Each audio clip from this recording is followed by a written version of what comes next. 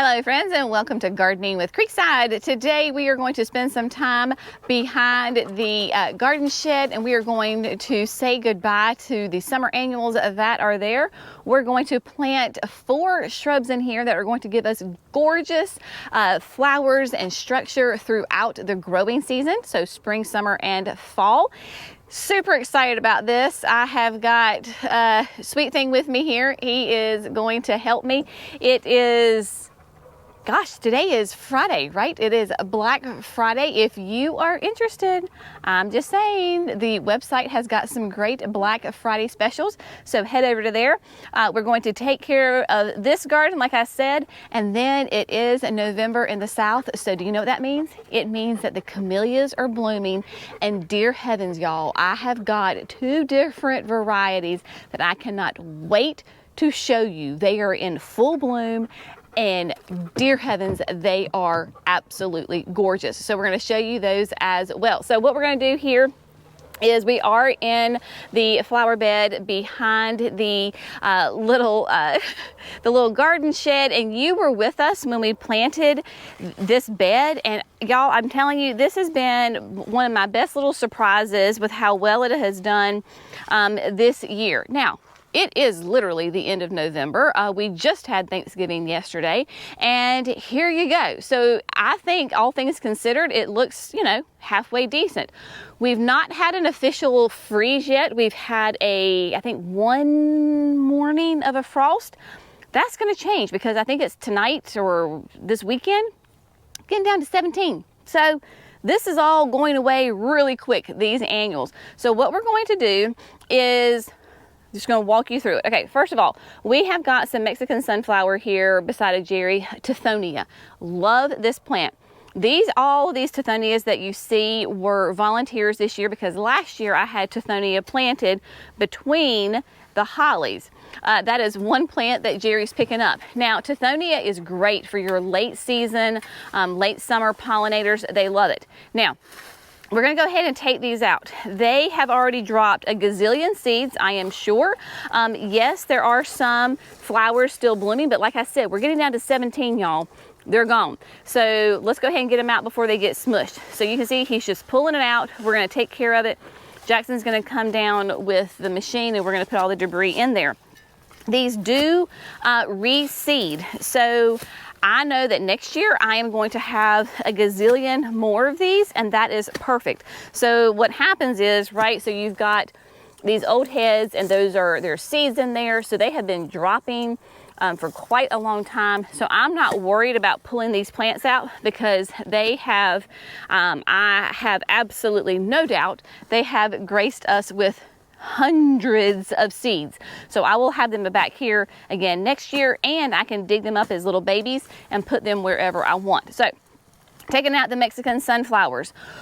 Some of the Rockin' Deep Purple salvia we're going to leave, and some of it we are going to take out. So what we have done is, if you remember back in the spring, this is a star magnolia, so it's a white magnolia. It is a deciduous magnolia, so you can see that it has put on some fall color. And after this 17-degree night, it will lose all of those leaves. So we got a white star magnolia right here, and then we have butterfly bushes, 2 sets of butterfly bushes right here, and we have the eyeliner irises in here as well. Now, throughout there, we did a ribbon of that Rockin' Deep Purple all the way through. We're going to leave the Rockin' Deep Purple from here behind the magnolia, but then once we get to the butterfly bushes from here all the way around, we're going to go ahead and pull those out because everything else is just growing so lush and big that we're not going to have room for those guys. Now, your Rockin' salvias are sold as annuals, right? So we sell them as annuals, Proven Winter sells them as annuals, but depending on your growing zone, we're zone 8A here in North Carolina, they could come back. I have had the best success with the deep purple, and then of course the Playing the Blues is listed as far as the growing zone, that it would be a perennial for me. And so if what you want to do, if you want to try to keep your rockin' salvias to come back next year, what we're going to do is you simply just cut them to the ground. Just cut all their foliage back to the ground, and then there you go. Sweet Thing is also working on the vertigo grasses. So we're gonna get rid of the vertigo grasses. They are annuals, y'all. They will not come back. Every time we pull them out, people are like, oh my gosh, you're killing the plants. Y'all, it literally is an annual. It's gonna be 17 degrees. They're gonna be gone. So there's 3 of them back there. So we're going to pull those out. Now, we are gonna leave today the sweet potato vine. This is the upside key lime sweet potato vine. Those were 4 grande plants that started out in the spring, and look at that. See, look at the root system on that. That's why it won't come back. This is why it won't come back, because look how shallow those roots are. I mean, Jerry didn't like chop them all off. They're here and then they come to here, and that's it. So they don't have deep roots. They kind of go out a little bit, but they don't have a strong enough root system. They're not going to be perennials for us. They will be annuals. Back to the sweet potato vine, we are going to leave it simply because it's going to be easier to pull it out once it is dead. Because remember, this used to be our chicken coop and the run, so there's chicken wire all back here, which is perfect because it hides it. So there's 4 plants here, started out as grandes, and you can see that the frost got the tips of them. So we're going to let the 17-degree night do all the work for us and go ahead and zap those, and then it'll be easier to pull them out once they're a little crispy. So that's the deal on that. Now, what are we going to plant? Well, I'm so glad you asked. We're going to be putting in 2 different kinds of roses. Rose of Sharons? Rose of Sharons? Yeah. Very excited about them. Now, where we were where Jerry was taking out those vertigo grasses, we are going to put, let me find my right pot here. We are going to put the dark lavender chiffon Rose of Sharon. Now, I have 2 of them, and these are in 1 gallons, right? So we've got these in 1 gallons, but the dark lavender is absolutely a gorgeous double flower, deep purple, and we are only going to do 2 of them because your chiffon series of Rose of Sharons can get quite large. So I have, remember on the patio, I have the white chiffon. Oh, she's stunning.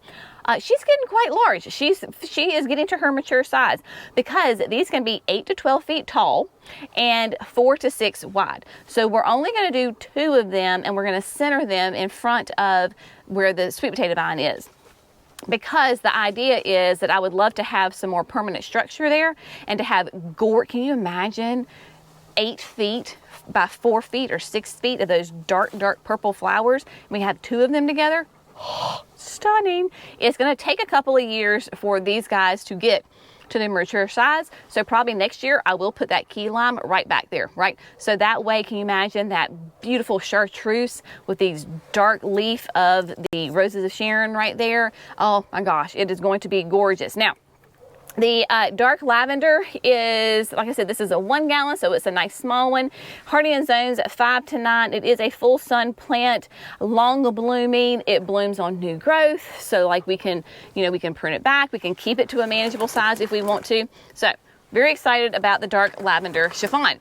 Now, one that we only had 2 of these left, because if you remember, we had the flood in May and it washed away a ton of our shrubs. The folks at Spring Meadow were so kind to send us a really quick delivery of plants that we could use. And so these did not sell. So you know what Jenny's philosophy is: if they don't sell, if y'all had plenty of time, you've had months to buy them, you didn't buy them, so I'm going to take them. So what we have are 2 of the same. Y'all, look how stinking cute these are. These are called Polly Petite. Now, Polly Petite is going to be a nice, soft, baby doll pink flower, still a Rose of Sharon, but hence its name, it only gets 3 to 4 feet tall and wide. Super excited about this. So this is going to be more of a mounded shrub than like a tall columnar Rose of Sharon like your chiffon series. So we're going to put 2 of those, because I only have 2, put those in here as well. So that is what we're going to do. Jerry is making quick work of all of this, and yay me for having such a great assistant today. So what we're going to do next is take care of the salvias, and then I think we can start planting. So yay, I like having help doing videos. This is great. All right, on to the salvia.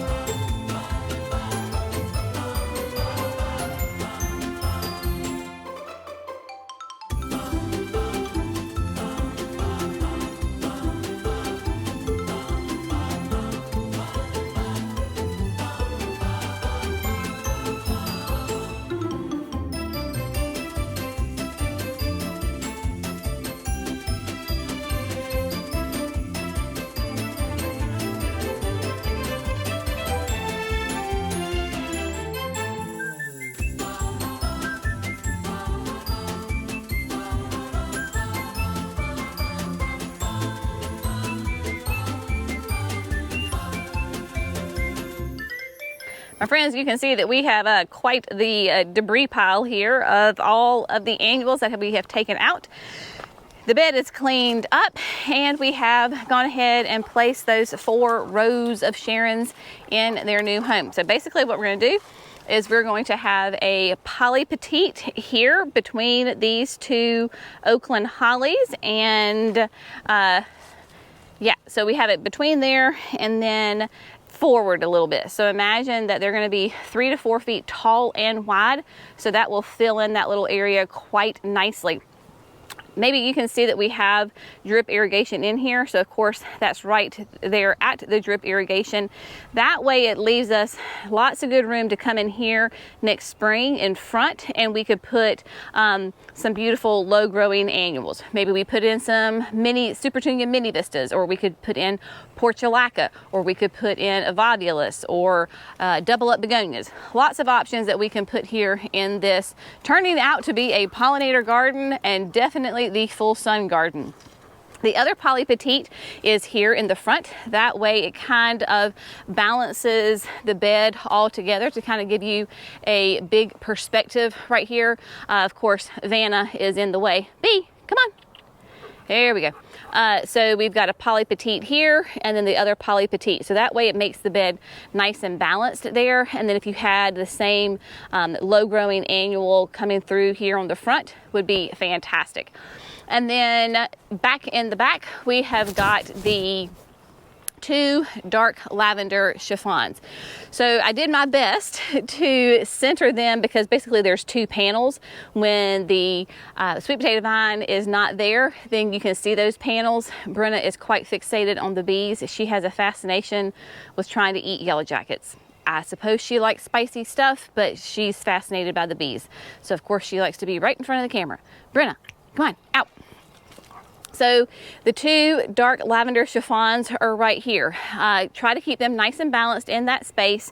And then you'll notice that I kept them a nice little distance away from the wall. Now again, the sweet potato vine is a little poofy, so it's coming out, but that's all right. So this has got plenty of room for these to grow, because like I said, they could be in that 4 to 5 foot range as far as width. At maturity, they'll be fine, because they'll be coming and kissing this, and even if they poke through the chicken wire a little bit, not a problem.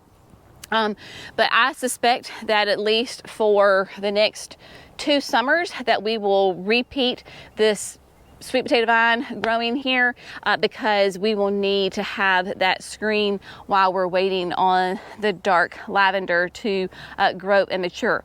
The great thing about the rows of Sharons is that they are relatively quick growers, so they're fast growers. They bloom on new growth, meaning you're going to guarantee to have flowers every single year. And when we created this bed, we heavily amended this soil because if you can tell, you know, like we're on a slope. And of course we do have our lovely red clay soil here. And we wanted to build this up as a bed. So we put tons of gorgeous, delicious, healthy, very nutrient rich soil in here. And then we'll come back through and add some compost, right? We add the mulch every year. That really helps with the weeds and retention of the water. So these plants are so happy in this flower bed. Extremely happy. I mean, just think that I planted the eyeliner irises and the buddleias this year. So when we look back at that past video when I planted them, I mean, you can tell there has been significant growth. So it is not going to take long at all for these rows of Sharons to go ahead and get nice and big and full. So we got my other helper here who's going to load up all the debris and take it away. So people ask, like, what do we do with our green debris? We don't officially compost it in the fact of going through the complete natural process and then reusing it in our gardens. What we do is we have multiple places around the property where we dump our green debris and just simply allow it to return to the earth. So while we don't officially compost, we do compost. The only time we throw plants in the trash is if there is a disease. So we had an example of some echinacea that I found that had the yellow asters disease, and so those go in the trash. You don't compost those go in the trash. If you have some sort of like black spot, or you have, you know, something that could be contagious to other things, that goes in the trash. Things that are perfectly healthy but they're just, their time is up, then they just go simply return to the earth. And yeah, there you go. So what we're going to do is I have got my 9-inch Jenny's Edition auger. If you've been thinking about it, now's the time to buy it because they're on sale with the Black Friday and Small Business Saturday and all the different kinds of sales. So everything on the website is on sale. So I would highly recommend that you head over there. So we're going to use the 9-inch auger, and Jerry's going to be my vanna for me. Of course, it's 32 inches tall, so it's the perfect height. It's not too tall, it's not too short, it's just right. And so 32 inches tall has a little less flighting on it, so it's not quite as heavy. So your flighting is this, so it's a little bit shorter, so it's not quite as heavy. You can see we practice what we preach around here.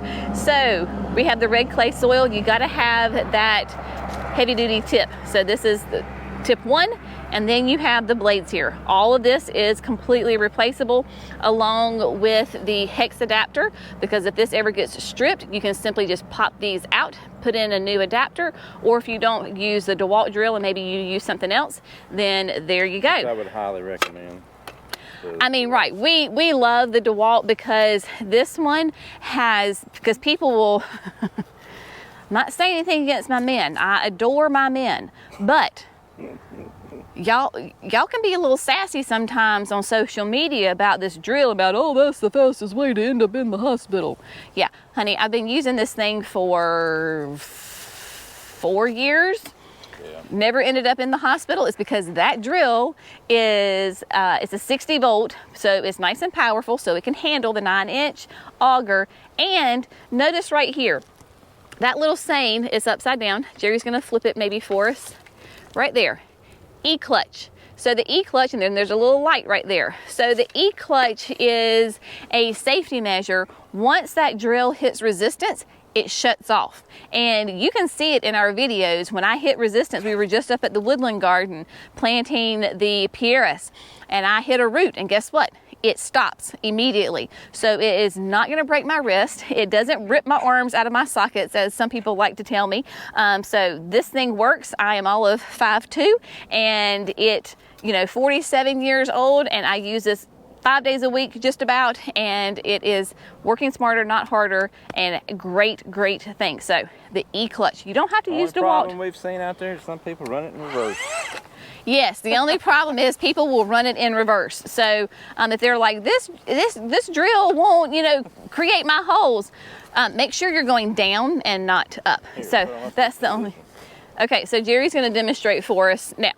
Okay, so that's, yep, that's where I want it perfectly. Okay, yep, we're good.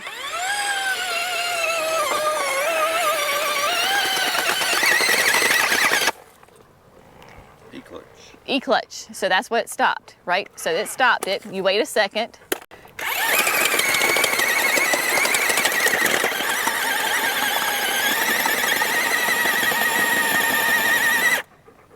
And there you go, my friends. So you can see that we're right here. We've got the Oakland hollies here. We have got a maple, and then they're not massive roots, but they are roots. And then I think he hit a rock, and that's what stopped it. So there you go. You can see lovely red clay. All the red clay is chopped up. No big old huge clods. Yeah, it's ready to go. Nice and fluffy. Yep. So It's wet. it's, yeah, well, it rained last night. We didn't know, well, this morning. So, all right, while he's on a roll, might as well let him keep rolling. So, got one down. We'll go ahead and do the other three. Another thing, of course, that we always use is Biotone starter fertilizer. That's a massive game changer. I always say, one of you sweet viewers, you were the one that came up with this. Happy roots equal happy shoots. So that is absolutely true. The Biotone starter fertilizer is what, that was E-clutch. It kicked in. So there you go. The Biotone is for your root growth. So we use that whenever we plant, whether it's a perennial, a tree, a shrub, and even annuals. Makes huge difference. So there you go. We got that. And then he's got two more looking out for the irrigation. People will ask about the irrigation. We like to use the drip irrigation. Obviously it's turned off right now because we have very wet winters. So we don't have to worry about it. And no, we don't have to blow our lines because we are in North Carolina. Yes, it will freeze like I was telling you, it's gonna get 17 and we're gonna be in the low 20s, mid 20s for multiple nights. It's gonna be quite cool for a while. But we don't have to blow out our lines. One thing too is because we use the drip irrigation, so you can see like right here, that little white line right there, that's the little emitter that comes out. And so the water can naturally seep out. So we don't have to worry about blowing out lines or emptying lines. Sometimes we just have to worry about, you know, where the water's coming out of the ground and protect that. But other than that, all right, so we're gonna put the Biotone in and get these babies planted, and then this project will be complete. Yeah, I mean, you know, you think about, you know, we were at that, the Proven Winners Landscape Roadshow Yes, a week, Pinehurst. yes, Lots of landscapers there. yes. It's a game changer. It is a game changer. Game changer. Yeah, you think about like this bed, and for example, is really planted out really, you know, and I don't want to bring in the bobcat. No. You know, and I can just kind of come in here and precisely plant this. So, I mean, every landscape, if you got a customer that you're managing, you're going to be doing little things for them here and there. Well, and another thing is too, because you don't want to bring in machinery because, yes, I got weeds, but we have sweet little baby grass. And you'll notice we didn't bring even the John Deere on here. So we've got baby grass in here, and we are not driving machinery on this because we're trying to get this fescue to get a nice stand, and we don't want to tear up the turf. Yep, yep. And you can run it. A couple times, you know, I was running at full speed, you know, and it will catch, and then that clutch just comes on and it protects you. You can run it kind of half speed sometimes with some of these garden beds, and your battery is going to last you all day. Yeah, so that is the difference. Maybe it's male, female, I don't know. But I don't like to run it full bore because my E-clutch is going to catch it. But also, if you run it slower, you don't sling dirt everywhere. So it tends to be a little neater, and my battery will literally last me days. Even when I'm planting like massive amounts, my battery lasts days. If you go crazy full bore, you're going to run through your battery a lot faster. But anyway, all right, we're gonna get these planted and then we'll be done.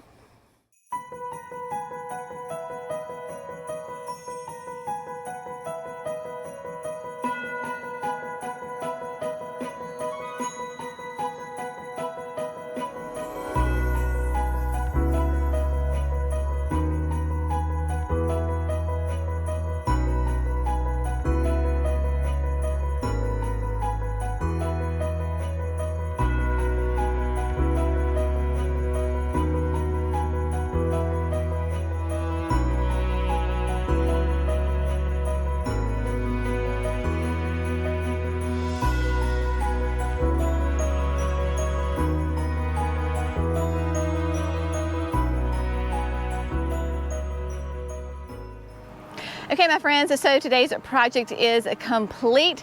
Many hands make light work, and it was fantastic. Such a blessing to have Jerry here helping me today because, let's just be honest, he did all the heavy lifting, and yeah, so that was very nice. 4 rows of Sharons have been planted, and I cannot wait to see how they look next summer. I just love how this bed is developing. It is going to be such a fun bed. Definitely have lots of structure between, we have the 5 Oakland hollies here. Nice evergreen, a little bit of privacy because we do use this part of the gravel for kind of a parking lot, if you would like to say that. And then having the garden shed with the butterfly bushes and the star magnolia, and then of course those irises. Fun, totally different structure in there, but those poly petites are going to be so stinking cute in this space. A nice sweet pink, and that really lends me that I can just do kind of anything that I want to with my annuals down here in front. And then, of course, having the dark lavender chiffons back there in the back, that is going to be stunning. Dark green foliage, nice, rich purple flowers up against that chartreuse sweet potato vine that we'll plant again next year. So excited about that. Yeah, so this whole little area right here has just turned into quite a nice little corner, and having it on irrigation certainly does help because in the summertime, this is one of the hottest spots in our garden. I mean, fries. I could never be out here, especially working up in the bed, past 10 o'clock in the morning because we would just absolutely roast. And we do want to give you a quick little update because right here I still have the other 2 dahlia beds I have to take care of. So, there's always something to do. So those 2 are on my to-do list for sure. But you were with me when I planted the blackberries and the blueberries. Just want to give you a quick little update on that. We have 3 of the Osage thornless blackberries from our friends at Southern Living Plant Collection, and they are doing quite nice, right? I mean, they look great. They're very happy. The irrigation has been turned off the entire time since I planted them because it is cooler and we are getting more consistent rain. So they're nice and just doing great. And then of course we have the Taste of Heaven from Proven Winners. And it too is doing, it's just doing great, right? Right now, as long as they look like this, and then that means everything is doing good. And then we have the blueberries. We have the Hello Darling from our friends again at Southern Living. Love this. It's starting to get some of that fall color on it. A little bit of pink in here, right? Nice compact plants. Nobody's been chewing on them, doing really well, but just noticing that little bit of color coming in, nice and sweet. So those are the 3 of the Hello Darlings. And then we have the pink lemonades. And the pink lemonades, yep, they're holding their own too. It looks like somebody got snapped right here. No telling what happened there, but nobody's been chewing on them. Everybody's doing well and very nice. It's been fun to read your comments about the pink lemonade because so many of y'all have them and love them. And so I cannot wait to taste their fruit this coming summer, right? All right, let's talk about camellias because I do have 2 different camellias. Again, these are from Southern Living because in my opinion, Southern Living does like one of the absolute best jobs with camellias out there. And these 2 are just absolutely knocking it out of the ballpark. So first one we have is Early Wonder. And Early Wonder is a Japonica camellia. We have 2 of them right up here against the other side of the chicken coop, old. And look at this. Now we've had a couple of frosts, so just keep that in mind. But y'all, look at this. So she's an older bloom, but massive, gorgeous, absolutely. Even though they've been aged and had a little bit of frost on them, look at that, absolutely stunning. Still have some more buds in there. They've got this one that's, oh look, she was hiding. So she was a little bit more protected. Let's see if we can get her out. Is that not gorgeous? But she's called Early Wonder because she is a Japonica, but she's blooming now. Typically, this is only when your sasanquas are blooming. But we have this one that she is blooming. Look at all those buds. Look at that. This makes all the hot, humid weather in the summer so worth it when you have these absolutely gorgeous camellias. Absolutely covered in buds. Look at this one. She's downturned. Maybe she's still opening up. But love this early wonder. And the idea is that here we have like the clematis, which, you know, they're on their way out. They're done. So the idea is to fill that in, and that the early wonders will fill in. That's the thing about your camellias. Just keep this in mind, my friends. Camellias and gardening, they teach you patience. Your japonicas tend to be slower growers, but ultimately they tend to be the biggest, like ultimately. So they're taking their sweet time. This is maybe year 3 that I've had these in here, and they are filling in quite nicely. I love it. The idea is that I want this to be a nice, tight, narrow path right here, like to have those camellias growing up. And then of course the tea olives, the sweet osmanthus right here. The osmanthus I will prune back in early spring, so I don't have to worry about that. So this can, this is, you know, as big as they're gonna get right now, so I can easily prune them back hard. My camellias, I want to leave them alone. And so the idea is just for a person to be able to walk through here. I don't need machinery, I don't need a wheelbarrow, like there's plenty of other ways to access it. This is just a human path, so it can be nice and tight in there, and as long as those camellias are happy and growing, that's all I care about. Now let's move on over here and check on the other camellia. Cannot wait to show it to you. You were with me when Mimi and I planted anemones and ranunculuses. They are sprouting, so they are coming up. We have got some nice little growth right there.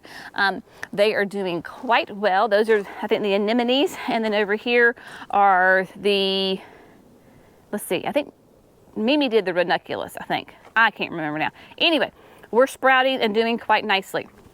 Okay, look, do you see those October Magic white shishi camellias? Y'all, this is by far the absolute best that they have done. Again, they teach you patience. Now, your October Magic series, these are going to be your sasanquas, hence the name October Magic, right? I know it's November, just go with me. But yeah, your sasanquas are your fall bloomers. It is a nice and petite one. They also, the October Magic series, love the sun.